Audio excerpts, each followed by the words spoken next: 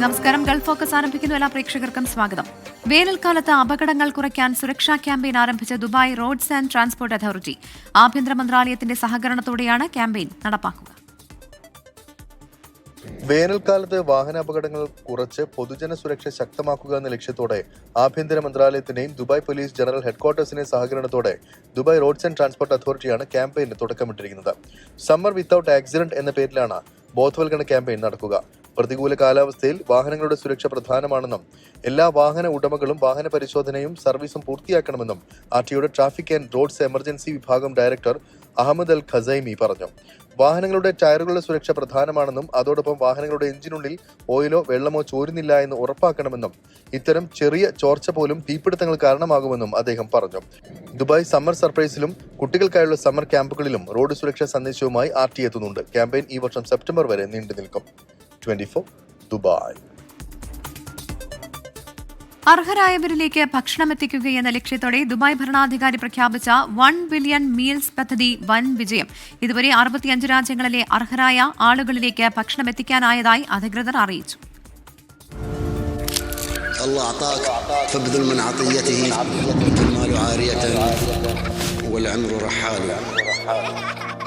أعلن صاحب السمو الشيخ محمد بن راشد آل مكتوم حملة المليار وجبة 1 billion meals.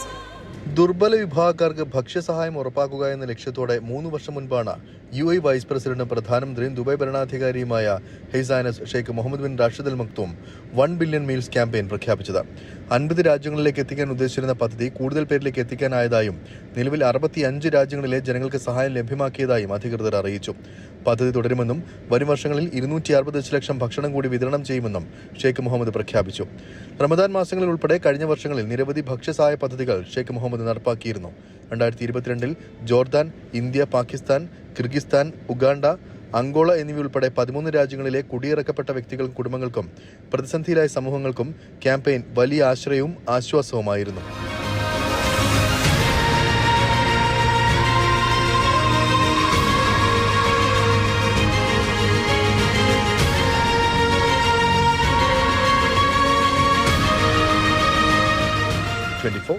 Dubai.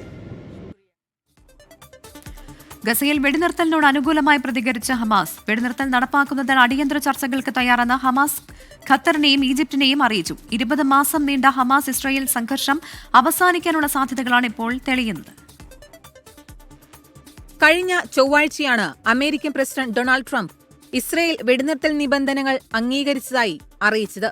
പിന്നാലെ തിങ്കളാഴ്ച white ഹൌസിൽ ഇസ്രായേൽ പ്രധാനമന്ത്രി ബെഞ്ചമിൻ നെതന്യാഹുവും ഡൊണാൾഡ് ട്രംപും തമ്മിലുള്ള കൂടിക്കാഴ്ച നടത്തുമെന്ന റിപ്പോർട്ടുകളും പുറത്തുവന്നു. ഖത്തറിന്റെയും ഈജിപ്തിന്റെയും മധ്യസ്ഥതയിലുണ്ടാക്കിയ വെടിനിർത്തൽ കരാറിനോട് അനുകൂലമായ നിലപാടാണ് ഹമാസ് സ്വീകരിച്ചിരിക്കുന്നത്. നിർദ്ദേശങ്ങളിൽ ഹമാസ് ഭേദഗതികൾ മുന്നോട്ട് വെച്ചിട്ടുണ്ടെങ്കിലും അത് വെടിനിർത്തലിന് തടസ്സമാകില്ലെന്നാണ് റിപ്പോർട്ടുകൾ. ഹമാസിന്റെ സഖ്യകക്ഷിയായ ഇസ്ലാമിക് ജിഹാദും വെടിനിർത്തലിനായുള്ള പദ്ധതി സ്വാഗതം ചെയ്തിട്ടുണ്ട്. ഗസയിൽ അവശേഷിക്കുന്ന 50 ഇസ്രയേലി ബന്ദികളിൽ 10 ജീവിച്ചിരിക്കുന്ന ബന്ദികളെയും 18 ബന്ദികളുടെ മൃതദേഹങ്ങളും പലസ്തീനി തടവുകാർക്ക് പകരമായി കൈമാറാനാണ് ധാരണ. ബന്ദിമോചനത്തിന് ശേഷം ഇസ്രയേൽ വടക്കൻ ഗസയിൽ നിന്നും പിന്മാറും.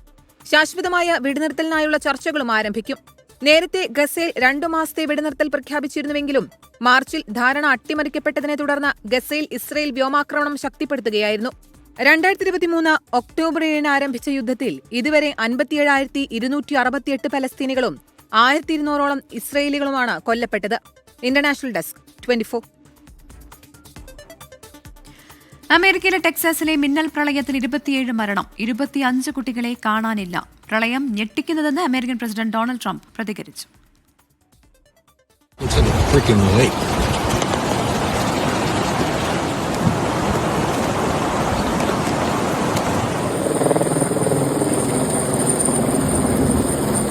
കനത്ത മഴയെ തുടർന്ന് കെയർ കൌണ്ടിയിലെ ഗാഡുലൂപ്പ് നദിയിൽ ജലനിരപ്പ് ഉയർന്നതാണ് ടെക്സസിലെ മിന്നൽ പ്രളയത്തിന് ഇടയാക്കിയത്. സമ്മർ ക്യാമ്പിൽ പങ്കെടുക്കുകയായിരുന്ന 20ലധികം കുട്ടികളെ കാണാതായി.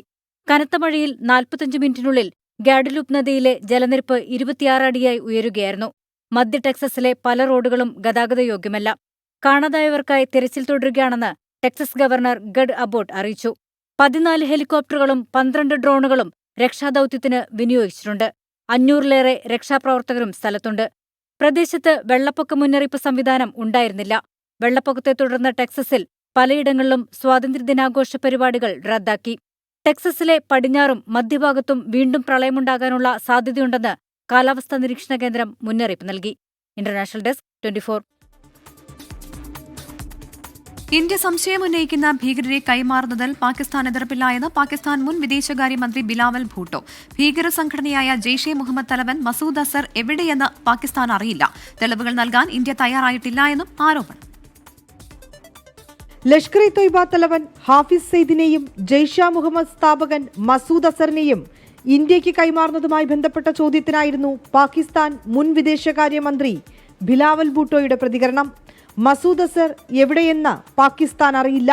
പാക് മണ്ണിൽ മസൂദ് അസർ ഉണ്ട് എന്നതിന്റെ തെളിവ് നൽകാൻ ഇന്ത്യ തയ്യാറെങ്കിൽ അറസ്റ്റ് ചെയ്യുന്നതിൽ സന്തോഷം.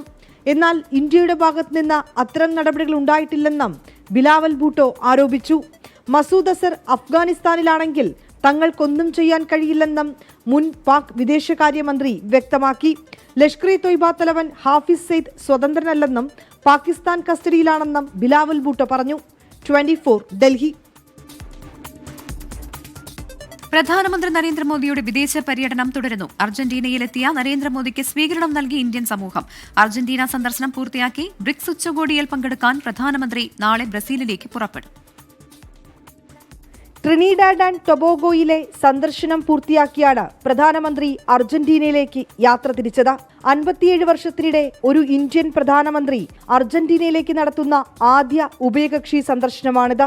അർജന്റീന തലസ്ഥാനമായ ബ്യൂണസ് അയേഴ്സിലെത്തിയ പ്രധാനമന്ത്രിക്ക് ഊഷ്മള സ്വീകരണം. കലാരൂപങ്ങളുടെ അകമ്പടിയോടെ ഇന്ത്യൻ സമൂഹം പ്രധാനമന്ത്രിയെ സ്വീകരിച്ചു. പ്രസിഡന്റ് ജാവിയർ മിലിയെ കാണാൻ ആകാംക്ഷയോടെ കാത്തിരിക്കുന്നുവെന്ന് പ്രധാനമന്ത്രി. കൃഷി, ടൂറിസം, സാങ്കേതികവിദ്യ, നിക്ഷേപം, വ്യാപാരം തുടങ്ങി വിവിധ മേഖലകളിൽ ഇരു രാജ്യങ്ങളും തമ്മിലെ ഉഭയകക്ഷി ബന്ധം കൂടുതൽ മെച്ചപ്പെടുത്തുന്നതിനുള്ള ചർച്ചകളുണ്ടാകും. അർജന്റീന സന്ദർശനത്തിന് ശേഷം 17ാമത് ബ്രിക്സ് ഉച്ചകോടിയിൽ പങ്കെടുക്കാൻ പ്രധാനമന്ത്രി ബ്രസീലിലേക്ക് യാത്ര തിരിക്കും. ശേഷം നമീബിയ സന്ദർശിച്ച് തിരികെ ഇന്ത്യയിലേക്ക് മടങ്ങും. 24 ഡൽഹി. ജൂലൈ 5 രാവിലെ ജപ്പാനിൽ വിനാശകരമായ സുനാമി ഉണ്ടാകുമെന്ന് റിയോ തൽസുഗിയുടെ പ്രവചനം പാളി. പ്രവചനം യാഥാർത്ഥ്യമാകുമെന്ന ഭയം മൂലം ജപ്പാനിലേക്കുള്ള നിരവധി വിമാനയാത്രകൾ റദ്ദാക്കിയിരുന്നു.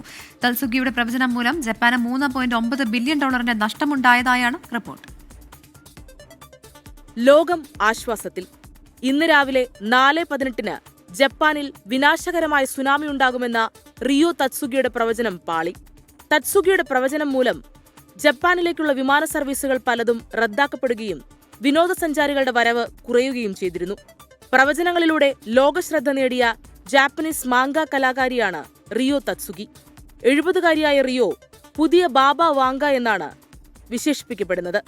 താൻ കണ്ട സ്വപ്നങ്ങളെ അടിസ്ഥാനമാക്കി രചിച്ച ജാപ്പനീസ് മാംഗ അഥവാ ഗ്രാഫിക് ഇല്ലുസ്ട്രേറ്റഡ് പുസ്തകങ്ങളിലൂടെയാണ് റിയോ പ്രശസ്തിയായത്. 1975 മാംഗ കലാകാരിയായി അരങ്ങേറ്റം കുറിച്ച റിയോ തത്സുഗി 1980 മുതലാണ് പ്രവചനാത്മകമായ സ്വപ്നങ്ങൾ കണ്ടു തുടങ്ങിയത്. ഈ സ്വപ്നങ്ങൾ ഒരു ഡയറിയിൽ രേഖപ്പെടുത്തിയ അവർ 1999 സ്വപ്നങ്ങളെ അടിസ്ഥാനമാക്കി ദി ഫ്യൂച്ചർ ഐ സോ എന്ന പേരിൽ ഒരു മാംഗ പുസ്തകം പ്രസിദ്ധീകരിച്ചു. ആദ്യം ആരും പുസ്തകം ശ്രദ്ധിച്ചില്ലെങ്കിലും 2011 ജപ്പാനിലെ തോഹോക്കു ഭൂകമ്പവും സുനാമിയും കൃത്യമായി പ്രവചിച്ചതോടെ തത്സുഗി ലോകത്തിന്റെ ശ്രദ്ധാകേന്ദ്രമായി. 2021 പുസ്തകം പ്രസിദ്ധീകരിച്ചപ്പോഴാണ് 2025 ജൂലൈ 5 രാവിലെ 4:18 ജപ്പാന്റെ തെക്കുഭാഗത്ത് ജപ്പാനും ഫിലിപ്പീൻസിനുമിടയിൽ സമുദ്രത്തിനടിയിൽ വലിയൊരു ഭൂകമ്പമുണ്ടാകുമെന്നും അത് 2011 സുനാമിയേക്കാൾ ഭീതിതമായിരിക്കുമെന്നും തത്സുഗി പ്രവചിച്ചത്. പ്രവചനം യാഥാർത്ഥ്യമാകുമെന്ന ഭയം മൂലം യാത്രക്കാർ പിന്മാറിയതിനാൽ പല വിമാന സർവീസുകളും റദ്ദാക്കപ്പെട്ടു. നേരത്തെ ഡയാന രാജകുമാരിയുടെയും റോക്ക് ഗായകൻ ഫ്രെഡി മെർക്കുറിയുടെ മരണങ്ങളും കോംബെ ഭൂകമ്പവും കോവിഡ്-19 മഹാമാരിയും തത്സുഗി പ്രവചിച്ചുവെന്ന് അവകാശവാദങ്ങളുണ്ട്. Research desk 24. അന്താരാഷ്ട്ര ബഹിരാകാശ നിലയത്തിൽ നിന്ന് പകർത്തിയ പുതിയ ചിത്രങ്ങൾ പങ്കുവച്ച ആക്സിയം 4 ദൌത്യസംഘം. വ്യത്യസ്ത സമയങ്ങളിൽ നിലയത്തിൽ നിന്നുള്ള പുറം കാഴ്ചകളാണ് 4 പേരും ക്യാമറയിലാക്കിയത്. ആക്സിയം 4 സംഘം ബഹിരാകാശ നിലയത്തിലെത്തിയിട്ട് 10 ദിവസം പിന്നിടുകയാണ്. ദൌത്യസംഘം പരീക്ഷണങ്ങൾ തുടരുന്നു. 1921 മലബാർ കലാപത്തിന്റെ പശ്ചാത്തലത്തിൽ രചിക്കപ്പെട്ട 2021 എന്ന നോവലിനെ ആസ്പദമാക്കി തയ്യാറാക്കിയ തമസ്കൃതിയുടെ സ്മാരക പഠന ഗ്രന്ഥത്തിന്റെ പ്രകാശന കർമ്മം ദമാമിൽ നടന്നു. സൗദി കിഴക്കൻ പ്രവിശ്യയിലെ സാമൂഹ്യ സാംസ്കാരിക രംഗത്തെ പ്രമുഖർ ചടങ്ങിനെത്തി. Malabar council of heritage and cultural സ്റ്റഡീസാണ് പുസ്തകം പ്രകാശനം സംഘടിപ്പിച്ചത്. 1921 മലബാർ കലാപത്തിന്റെ പശ്ചാത്തലത്തിൽ രചിക്കപ്പെട്ട അന്ന് 21 എന്ന നോവലിനെ ആസ്പദമാക്കി തയ്യാറാക്കിയ തമസ്കൃതരുടെ സ്മാരകം എന്ന പഠനഗ്രന്ഥത്തിന്റെ പ്രകാശന കർമ്മമാണ് നിറഞ്ഞ സദസ്സിനെ സാക്ഷിയാക്കി ദമാമിൽ നടന്നത്. പ്രവാസി എഴുത്തുകാരൻ മാലിക് മഖബൂൽ തയ്യാറാക്കി ഡെസ്റ്റിനി ബുക്സാണ് തമസ്കൃതരുടെ സ്മാരകം എന്ന പുസ്തകം പ്രസിദ്ധീകരിച്ചത്. ദമാമിലെ Malabar council of heritage and cultural സ്റ്റഡീസാണ് ദമാമിൽ പുസ്തക പ്രകാശനം സംഘടിപ്പിച്ചത്. ദമാമിലെ റോസ് ഓഡിറ്റോറിയത്തിലേക്ക് ഒഴുകിയെത്തിയ നിരവധി പേരുടെ സാന്നിധ്യത്തിൽ Qassim university professor doctor Mahmood Muthedath, സാംസ്കാരിക പ്രവർത്തകനും പത്രപ്രവർത്തകനുമായ എഞ്ചിനീയർ മുഷ്താഖ് കുവൈറ്റിന് ആദ്യ പുസ്തകം നൽകിക്കൊണ്ടാണ് തമസ്കൃതരുടെ സ്മാരകം എന്ന ഈ പഠന ഗ്രന്ഥം വായനാ ലോകത്തിനായി സമ്മാനിച്ചത്. പുസ്തക പ്രകാശന സമിതി ചെയർമാൻ ആലിക്കുട്ടി ഒളവട്ടൂറിന്റെ അധ്യക്ഷതയിൽ Saudi KMCC general secretary Ashraf Vengat പരിപാടി ഉദ്ഘാടനം ചെയ്തു. ബ്രിട്ടീഷ് അധിനിവേശത്തിനും ജന്മിത്തത്തിനുമെതിരെ മലബാറിൽ നടന്ന ധീരോദത്തമായ പോരാട്ടമായിരുന്നു മലബാർ സമരം. ആയിരക്കണക്കിന് ആളുകൾ കൊല്ലപ്പെടുകയും നാടുകടത്തപ്പെടുകയും ചെയ്ത ഇന്ത്യൻ സ്വാതന്ത്ര്യ സമര ചരിത്രത്തിലെ തുല്യതയില്ലാത്ത ഈ സംഭവം മായ്ച്ചു കളയാൻ ബോധപൂർവമായ ഇടപെടലുകൾ പല ഭാഗത്തുമുണ്ടാകുന്ന ഈ കാലഘട്ടത്തിൽ ഇത്തരം പുസ്തകങ്ങൾ തീർക്കുന്ന സാംസ്കാരിക പ്രതിരോധങ്ങൾ സമൂഹത്തിൽ വലിയ അലയൊലികൾ സൃഷ്ടിക്കുമെന്ന് അഷ്റഫ് വേങ്ങാട്ട് പറഞ്ഞു. എഴുത്തുകാരനും മാധ്യമപ്രവർത്തകനുമായ സാജിദ് ആറാട്ടുപുഴയാണ് പുസ്തകത്തെ പരിചയപ്പെടുത്തിയത്. തമസ്കരിക്കപ്പെട്ട കാലചരിത്രങ്ങളെ വർത്തമാനകാലത്തിന്റെ സ്മൃതിപഥങ്ങളിലേക്ക് തിരിച്ചെത്തിക്കാനുള്ള അതിധീരമായ ശ്രമങ്ങളെ ശ്ലാഘിക്കപ്പെടേണ്ടതുണ്ടെന്നും അത്തരം ശ്രമങ്ങളുടെ ഒരു നേർപ്പതിപ്പാണ് തമസ്കൃതരുടെ സ്മാരകം എന്ന പഠനഗ്രന്ഥമെന്നും സാജിദ് ആറാട്ടുപുഴ പറഞ്ഞു. മുഹമ്മദ് കുട്ടി കോടൂർ, പ്രദീപ് കുട്ടിയം, EK സലീം, ജമാൽ വില്യാപ്പള്ളി, ഷനീബ് അബൂബക്കർ, ഖാദർ മാസ്റ്റർ വാണിയമ്പലം എന്നിവർ സംസാരിച്ചു. സി അബ്ദുൽ ഹമീദ്, റഹ്മാൻ കാരിയാട് എന്നിവർ ഉപഹാരങ്ങൾ കൈമാറി. ഡോക്ടർ സിന്ധു ബിനു ആയിരുന്നു അവതാരക. ജനറൽ കൺവീനർ OP ഹബീബ് സ്വാഗതവും അബ്ദുൽ മജീദ് കൊടുവള്ളി നന്ദിയും പറഞ്ഞു. സുബൈറുദ്ദീനൂർ, 24 ദമാം. ഇംഗ്ലണ്ടിലെ കെന്റ് കേന്ദ്രീകരിച്ച് പ്രവർത്തിക്കുന്ന മൈൽസ്റ്റോൺ ക്രിക്കറ്റ് കൂട്ടായ്മയുടെ ടൂർണമെന്റിന് നാളെ തുടക്കമാകും. ഓൾ UK ഹാർഡ്ബോൾ ടൂർണമെന്റിന്റെ 4ാം സീസണാണ് മോഡ് ക്രിക്കറ്റ് ഗ്രൗണ്ടിൽ നടക്കുക. തിരഞ്ഞെടുത്ത 12 ടീമുകൾ മാറ്റുരയ്ക്കും. മത്സരത്തിൽ വിജയികളാകുന്നവർക്ക് 1001 പൗണ്ടും ട്രോഫിയുമാണ് സമ്മാനം. 2ാം സ്ഥാനത്തെത്തുന്നവർക്ക് 501 പൗണ്ടും ട്രോഫിയും സമ്മാനിക്കും.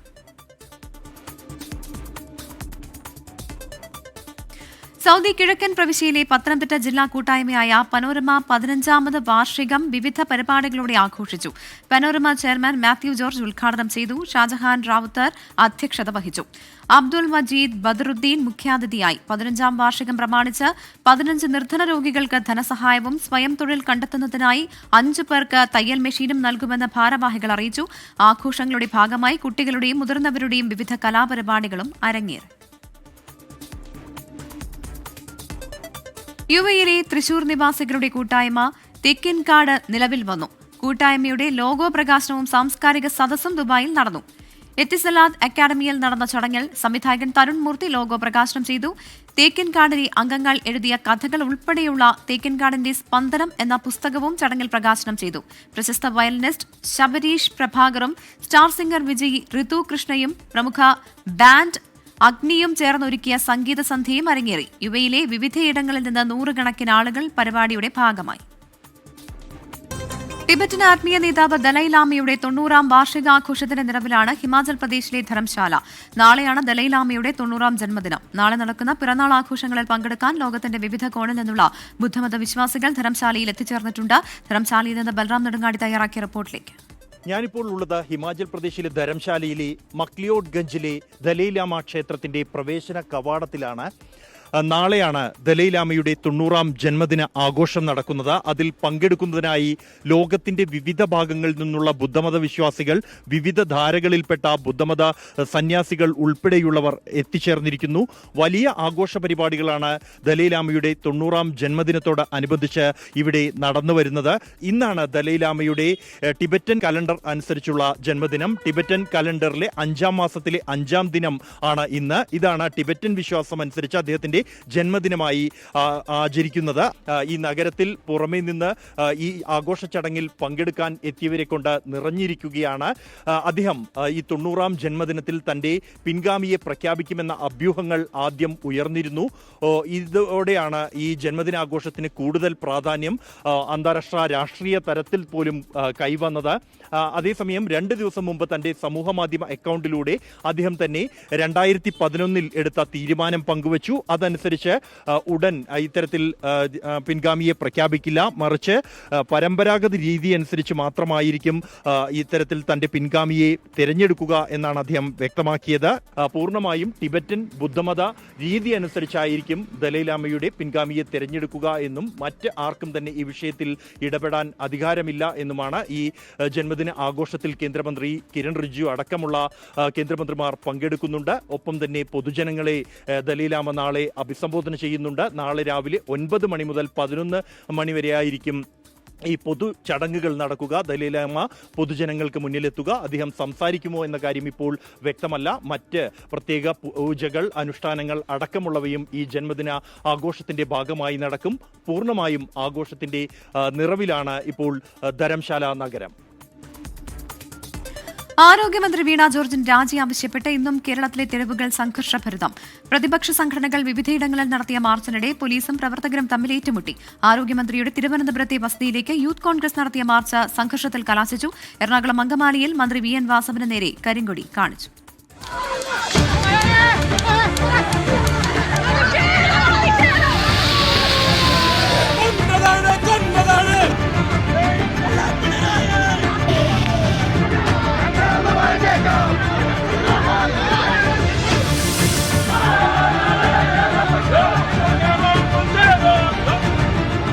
മന്ത്രി വീണ ജോർജിന്റെ വസതിയിലേക്ക് യൂത്ത് കോൺഗ്രസ് നടത്തിയ മാർച്ച് തലസ്ഥാന നഗരത്തെ യുദ്ധക്കളമാക്കി. പോലീസ് പലതവണ ജലപീരങ്കി പ്രയോഗിച്ചു. പോലീസിന് നേരെ പ്രവർത്തകർ കല്ലെറിഞ്ഞു. മതിൽ ചാടിക്കടന്ന പ്രവർത്തകർ ആരോഗ്യമന്ത്രിയുടെ വീടിന് തൊട്ടരികിൽ വരെ എത്തി.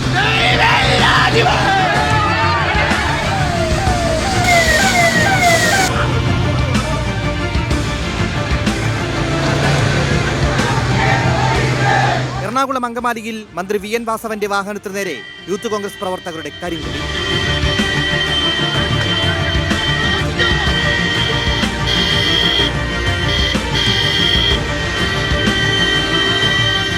പാലക്കാട് DMO ഓഫീസിലേക്ക് മാർച്ച് നടത്തിയ യൂത്ത് കോൺഗ്രസ് പ്രവർത്തകർക്ക് നേരെ ലാത്തിച്ചാർജ്.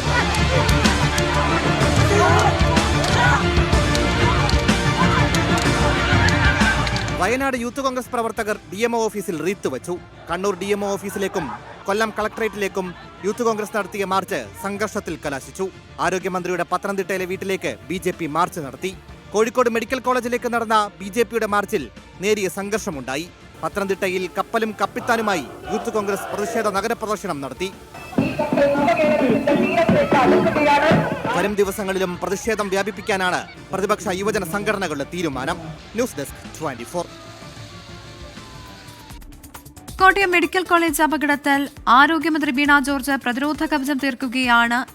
CPIM പ്രതിപക്ഷ സമരങ്ങളെ പരിഹസിച്ച് മന്ത്രി വി എൻ വാസവൻ രംഗത്തെത്തി. ആരോഗ്യവകുപ്പിനെതിരെ പ്രതിഷേധിക്കുന്നവർ മരണവ്യാപാരികളാണെന്ന് പാർട്ടി മുഖപത്രത്തിൽ എഡിറ്റോറിയൽ.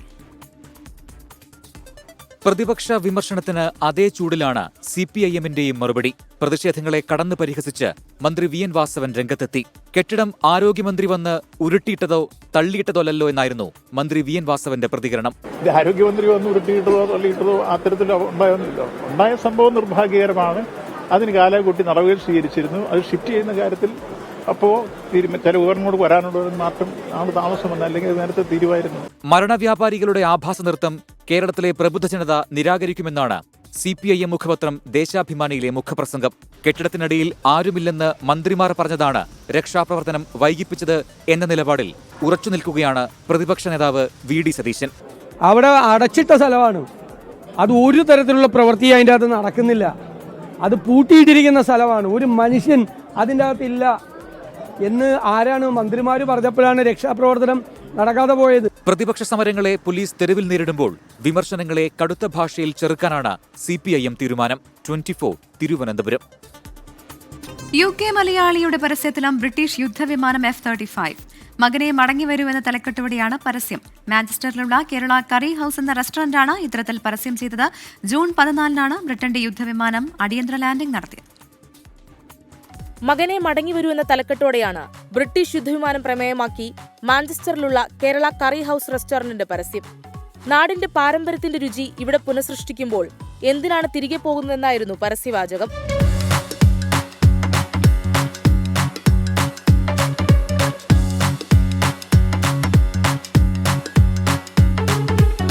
F-35 യുദ്ധവിമാനം പ്രമേയമാക്കി നേരത്തെ പുറത്തുവന്ന മിൽമയുടെയും കേരള പോലീസിന്റെയും ടൂറിസം വകുപ്പിന്റെയും പരസ്യങ്ങൾ വൈറലായിരുന്നു. അതേസമയം തകരാർ പരിഹരിക്കാനായി ബ്രിട്ടൻ വ്യോമസേനയിലെയും വിമാന നിർമ്മാണ കമ്പനിയിലെയും വിദഗ്ധർ ഉടൻ തിരുവനന്തപുരത്ത് എത്തുമെന്നാണ് വിവരം. ഇവർ എത്തിയ ശേഷമായിരിക്കും നിലവിൽ തിരുവനന്തപുരം വിമാനത്താവളത്തിലെ ഡൊമസ്റ്റിക് ബേയിലുള്ള യുദ്ധവിമാനം ഹാങ്ങറിലേക്ക് മാറ്റുക. വിദഗ്ധ സംഘമെത്തി തകരാർ പരിഹരിക്കാനായില്ലെങ്കിൽ യുദ്ധവിമാനം തിരികെ പറക്കുന്നത് ചരക്ക് വിമാനത്തിലായിരിക്കുമെന്നാണ് റിപ്പോർട്ടുകൾ. ഇന്ത്യൻ മഹാസമുദ്രത്തിനു മുകളിലൂടെ പറക്കുന്നതിനിടയിൽ കാലാവസ്ഥ മോശമായതിനെ തുടർന്ന് വിമാനം തിരുവനന്തപുരം അന്താരാഷ്ട്ര വിമാനത്താവളത്തിൽ അടിയന്തര ലാൻഡിംഗ് നടത്തുകയായിരുന്നു. 24 തിരുവനന്തപുരം. ഫോക്കസ് പൂർണ്ണമാകുന്നു.